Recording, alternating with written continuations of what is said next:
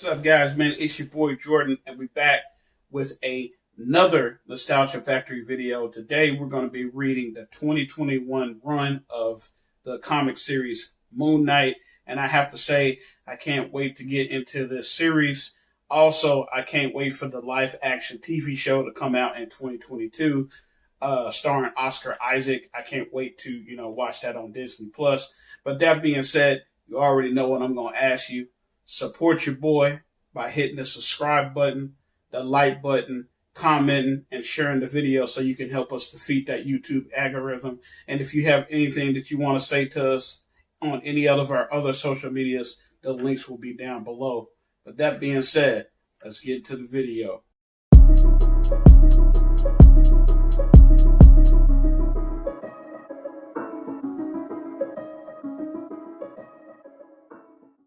All right, man, we're going to read the first volume of Moon Knight right here, and I can't wait to get into it.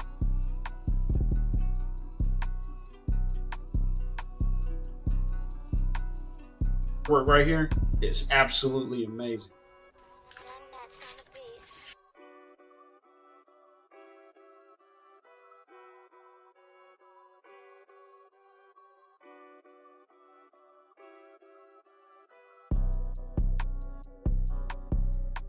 Second part of Moon Knight, baby. Let's go, man.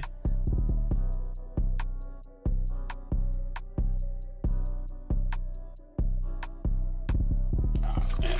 This right here, this is just an absolutely great panel. This is great. They gotta see this. This is good. This right here.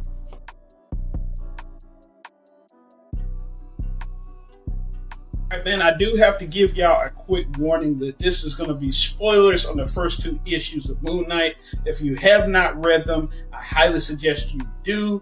But that being said, man, let's get into the review of it, man. And one thing that I have to say about this Moon Knight character is I like his dual personalities. Now, I've been told that he has multiple personalities, but we only see two, which is the Moon Knight character and the Mr. Knight character.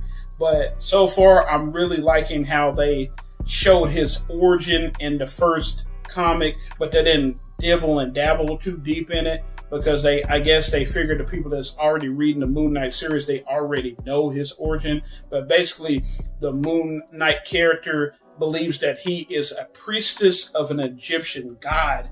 And I think that's really cool.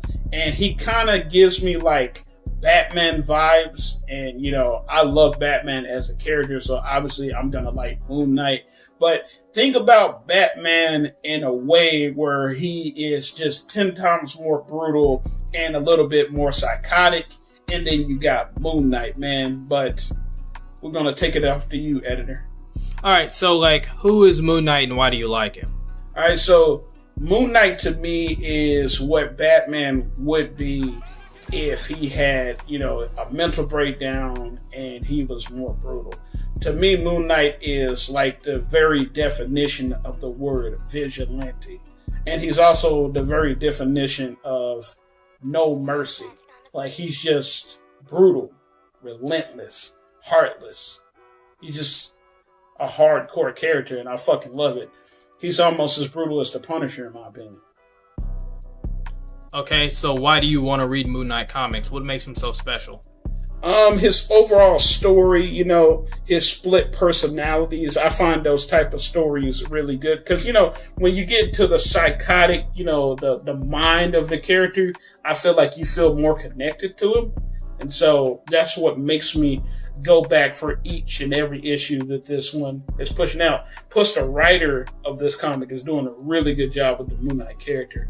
And the artist who's doing the art of the Moon Knight character, I like how everybody looks like they're in color, but this character, the Moon Knight, he just looks otherworldly. He just looks like he doesn't fit in the world that he's in.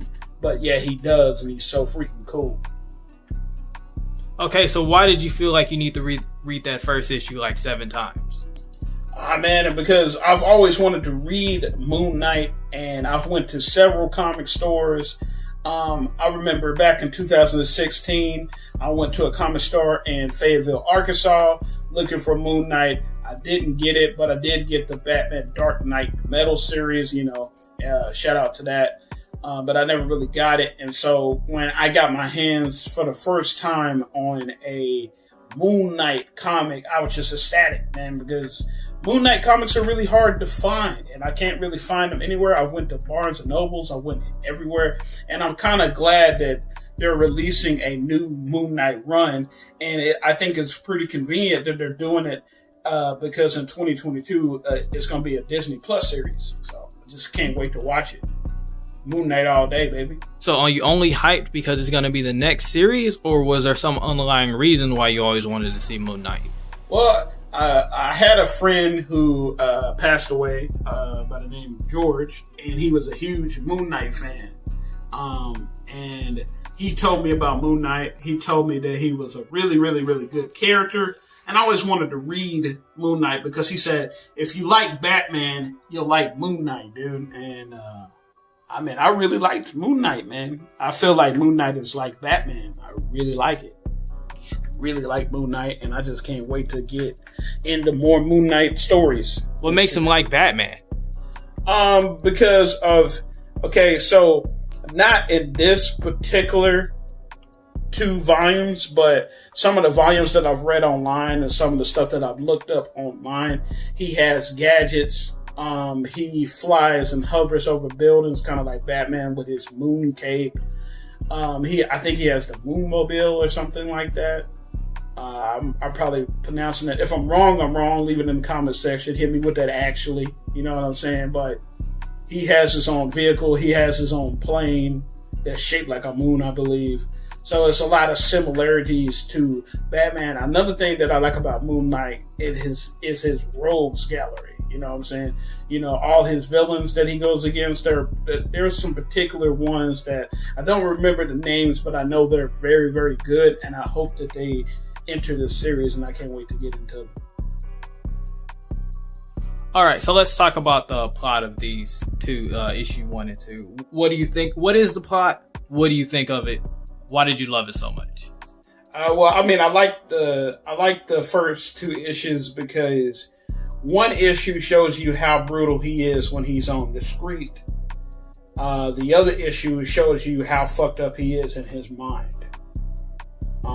But either way you put it, this is a really flawed character. He thinks that he's a priest of the Egyptian gods, and I don't know if what he's fighting is actual real vampires or these are just people that he deems evil. And one thing that I like about this plot is you don't know if he's the good guy or the bad guy, if what he's doing is right or what he's doing is wrong. And it makes you question that because it's like he's black. His costume is black and white and gray, but it's like it's this gray area that Moon Knight crosses between good and evil. And it's captivating to read, and it's captivating to the artist, really captivating to look at. Okay, so has Moon Knight traditionally been a hero or an anti-hero or a villain? To be honest with you, I really don't know that question. I'm gonna say that he's always been an anti-hero, but I could be wrong. He's just a vigilante. I do know that much. So is this like your first chance reading a full Moon Knight, anything Moon Knight? Pretty much, yes. This is my first run. Okay, but your first run so hyped that you're just like, yeah, I'm ready for more, to the point where you gotta reread the first issue multiple times because like you love it so much. Is it like you were just captivated by the art? Did you have to read it because you didn't understand what was going on, or was it just like a song you just have to keep on repeat? Well, okay, so first of all, one of the things that I like about the Moon Knight, the first issue while I read it multiple times, is the fucking art is beautiful. The art is really, really beautiful.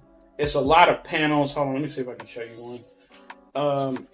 It's a lot of beautiful panels in the first one, and it's a lot of beautiful panels in the second one. But it's really a lot of beautiful panels.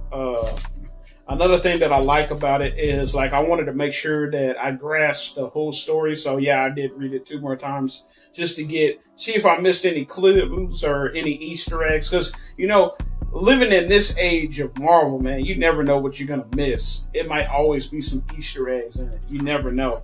And this panel right here, like this one right here, is another reason why I keep coming back to this first issue, because this panel, he looks so otherworldly, man. He just looks crazy cool in this panel, and it made me read it multiple times. And being in this Marvel Cinematic Universe, this world, I wanted to make sure that I didn't miss any Easter eggs or hidden plot points that might lead to the next comic or might even lead to the end of the run. You never know. Was there any particular panels or lines of dialogue that stood out to you of damn, that motherfucker snapping? The part where he said, the part in the second issue that I loved is when he said, "You think that your tricks can sway the priestess, can sway a priest," and then he literally licked the crescent moon from the sweat of the villain in the second issue, and he said that you think that you can control my mind. He said try to control several, and that was really cool because you actually got to see how crazy this freaking dude is. Like, his shit is gone. So you thought it was cool that he licked sweat off of a dude's forehead? Yeah, but him licking sweat off of dude's forehead, which was incredibly sus, was also a very powerful moment, because when you lick sweat, you get wet. Yeah. I'm super excited to get into the issues, man. I can't wait for issue 3, man. Comment down below if y'all are reading the Moon Knight run. Do you like it? Are you really messing with it? Comment down below what's your favorite part. And that being said, comic books, manga, Funko Pops, figures for life, boy. Peace.